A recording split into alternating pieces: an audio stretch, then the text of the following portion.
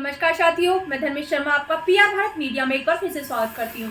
साथियों, जैसा कि आप सभी को पता है, हाल फिलहाल में एक बहुत बड़ा मुद्दा चल रहा है नगर निगम चुनाव का। उस चुनाव की बात करेंगे और जानेंगे किस तरीके के कैंडिडेट जनता के बीच में होने चाहिए, आखिर जनता क्या चाहती है, किस तरीके से कैंडिडेट उनके लिए काम करें और जो कैंडिडेट होते हैं वो क्या चाहते हैं कि उनको किस तरीके से जनता का सहयोग मिले और वो किस तरीके से आगे बढ़े। तो आइए बात करेंगे आज हम अलीगढ़ की गौरी पाठक, जहाँ तक कि आप सभी जानते हैं जानी मानी हस्ती आयरन लेडी कही जाने वाली गौरी पाठक जी से बात करेंगे और जानेंगे कि किस तरीके से वो नगर निगम चुनाव के लिए आगे कदम बढ़ा रही हैं, क्योंकि जैसा आप सभी लोग जानते हैं वो हर तरीके से हर किसी के लिए तैयार रहने वाली एक लेडी है, जहाँ तक कि वो महिलाओं के लिए सबसे ज्यादा सख्त कदम उठाने के लिए तैयार रहती हैं। लेकिन उनका चुनाव के लिए कदम आगे बढ़ना, इसके बारे में तो वही बताएंगे कि आखिर यहाँ तक की बात कैसे पहुंची। आइए जुड़ते हैं आपका ज्यादा समय ना लेते हुए और बात करते हैं गौरी पाठक जी से। सबसे पहले मैं आपका धन्यवाद करना चाहूंगी कि आपने अपने कीमती समय से मुझे समय निकाल के दिया। जैसा कि आपको पीआर भारत मीडिया के दर्शक देख रहे हैं, तो मैं चाहूंगी कि आप अपने बारे में सबसे। नमस्कार पीआर भारत। तो गौरी पाठक जी, सबसे पहले मैं जानना चाहूंगी कि आप एक महिलाओं के लिए सशक्त तरीके से खड़े रहने के लिए हमेशा तैयार रहती हैं और आपके अंदर जो ताकत है वो एक आयरन लेडी के रूप में उभरती है। आपको अलीगढ़ में सब लोग आयरन लेडी के नाम से जानते हैं। तो आप ये चुनाव के बारे में कैसे सोच के यहाँ आगे बढ़ रही हैं? कैसे सोच के? मैंने नहीं सोचा, मेरे यहाँ की जो पब्लिक है, मतलब मेरी जनता है जो इतना प्रेम कर रहे हैं, वो सोच रहे हैं कि मैं चुनाव लड़ूं। इतना काम तो हम डेली कर रहे हैं ना, और जो हमारे पार्षद हैं वो पूरा नहीं करा पाते। जब हमारी तरफ का होगा, अपने क्षेत्र का पार्षद होगा, तो अच्छे से काम होंगे, अच्छे से विकास होगा क्षेत्र का।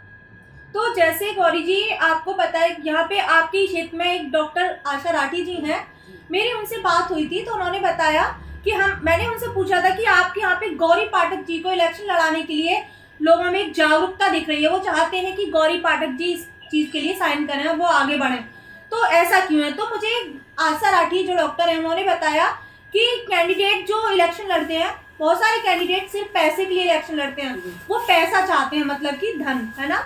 लेकिन जनता क्या चाहती है? जनता चाहती है समय। बोलते हैं तन मन धन।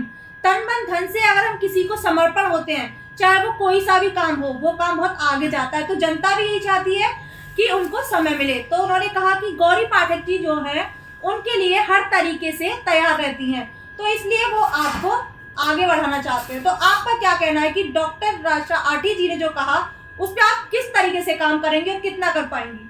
क्या आप सच में वाकई पैसे को ना इम्पोर्टेंस देके आप उनको समय दे पाएंगी? बिल्कुल बिल्कुल। अच्छा, तो किन किन मुद्दों को लेकर के आप जनता के बीच में जाएंगी?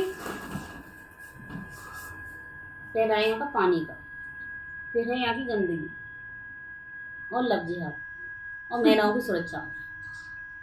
अच्छा, जैसा कि आपने बताया कि महिलाओं की सुरक्षा, जिसके लिए आप बहुत टाइम से एक लड़ाई लड़ती आ रही हैं, तो उसके लिए आप थोड़ा सा बताइए कि आपको आयरन लेडी क्यों कहा जाता है?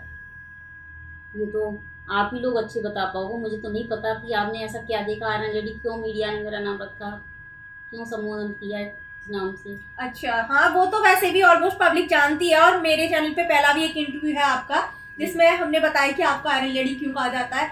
लेकिन मैं आपसे जानना चाहूंगी कि आपने जितने मुद्दे बताए, क्या उन मुद्दों पे यहाँ के जो पार्षद हैं और जो यहाँ के विधायक हैं वो सब इतना ध्यान नहीं देते हैं, या फिर यहाँ पे उस तरीके का काम नहीं हो पाता है जो जनता चाहती है कि गौरी पाठक जी उनके बीच में आए? देखिए, जनता का अपना लगाव है। बिल्कुल। ठीक है, अब वो क्या चाहते हैं, कैसे देख रहे हैं, नजरिया देखने का हो सकता है उनको मेरे से उम्मीद हो।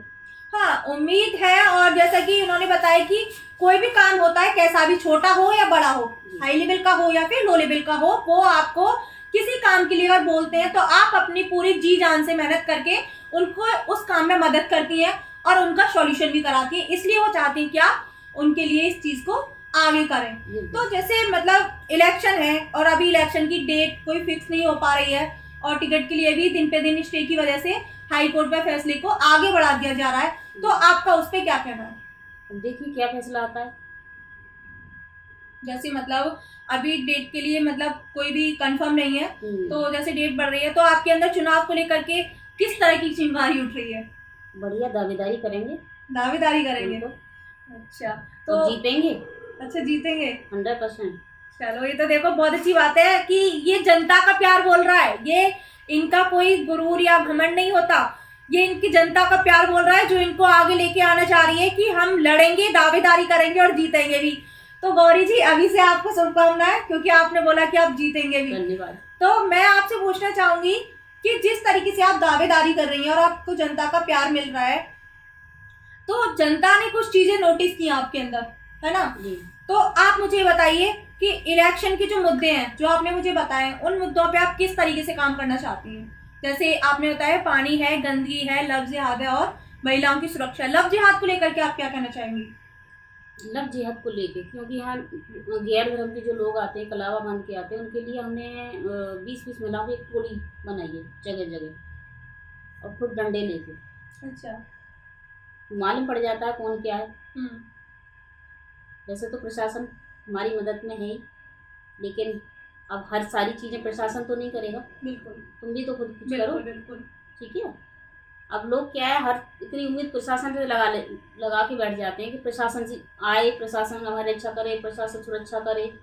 तुम भी कुछ करो, रात को जागो भाई। अब देखो कोहरा आ रहा है, तो अभी हमारी खुद पहला गश्त करती है, सोच लो 10-11 बजे 12 बजे तक एक राउंड लगा लेती है कॉलोनी में।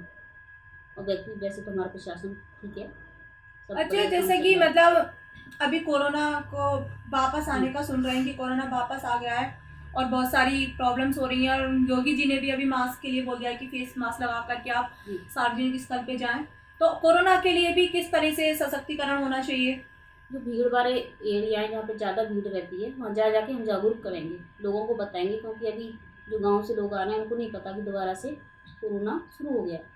तो अब ये जगह जगह कैंप टाइप के लगेंगे, तो चौराहे पे जाओ। जैसा कि मुझे पता चला, मुझे बताया कि मैंने बोला कि अभी कोरोना है और यहाँ पे चुनाव भी है, तो लोगों ने जैसे मुझे बताया कि हम अगर अच्छा कैंडिडेट चुन पाते हैं तो कोरोना तो चला ही जाएगा। क्यों? क्योंकि जब कैंडिडेट अच्छा होगा, हमें समय देगा और चीज़ों को समझेगा, परेशानी को समझेगा, समझाएगा, तो उसके बाद में वो चीज़ ऑटोमेटिकली ख़त्म हो जाएगी। सरकार के ऊपर, गवर्नमेंट के ऊपर छोड़ देने से सारी चीज़ों का समाधान नहीं हो सकता, क्योंकि वो सबके पास नहीं आ सकते। लेकिन अगर किसी चुनाव से और हर जगह पे एक एक कैंडिडेट बना के तैयार किया जाता है और वो कैंडिडेट अगर अपनी जनता को समय देता है तो परेशानियों से लड़ा जा सकता है। तो देखिए दर्शकों, जैसा कि आप सभी को पता चला चुनाव के बारे में, गौरी जी क्यों उतर के आई हैं यहाँ पर, और गौरी जी से लोग किस तरह की उम्मीद कर रहे हैं, और अभी कोरोना को लेकर के गौरी जी ने जो कहा है उस पर भी थोड़ा ध्यान दीजिएगा।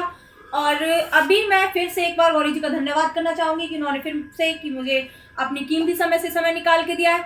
मिलते हैं आपसे नेक्स्ट वीडियो में, बने रहिए। धन्यवाद।